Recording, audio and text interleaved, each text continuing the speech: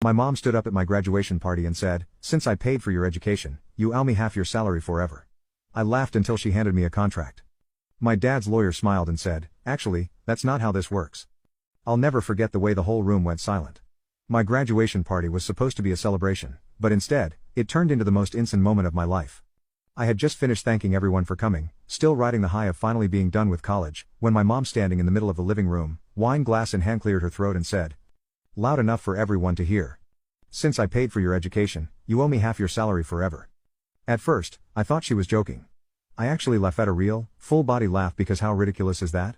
Who just stands up at their kid's graduation party and says something like that? But my mom wasn't laughing. She reached into her bag, pulled out a folder, and handed it to me like she was some kind of debt collector. "You can laugh all you want," she said, her voice sweet but firm, "but I had this drawn up a while ago. It's legally binding." I opened the folder, still thinking there was no way this was real. Inside, I saw a detailed breakdown of every tuition payment, housing, textbooks, gas money, even the food I ate while home for the holidays. Some guests shifted uncomfortably. I couldn't believe it. Who does this to their own kid? Before I could even process how absolutely insane this was, my dad, who had been standing off to the side the whole time, arms crossed, not saying a word, motioned to his lawyer. And that's when everything changed. The room was so quiet I could hear the ice clinking in someone's drink. I looked down at the contract again, flipping through the pages. And then, on the last page, there was a clause that made my stomach turn. If I refused to sign, my mother reserved the right to take legal action against me for failure to reimburse a personal loan. I swallowed hard. A personal loan? She had never, not once, said any of this money was a loan. I had asked multiple times before committing to college if she was okay covering the costs, and every time she had smiled and said, "It's an investment in your future." Now here she was, handing me a contract in front of everyone at my own graduation party, acting like this was just another normal conversation. I let out a slow breath. "Mom," I said, my voice calm but firm, "you never told me this was a loan."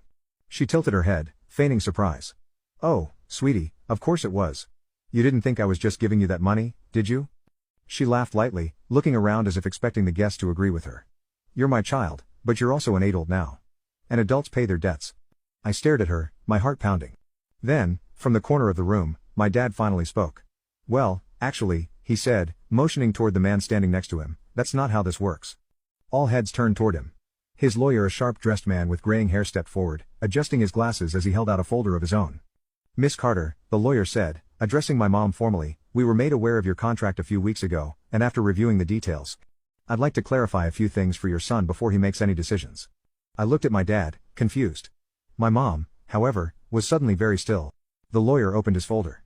"First, you cannot legally demand payment without a signed agreement in place, before tuition was paid.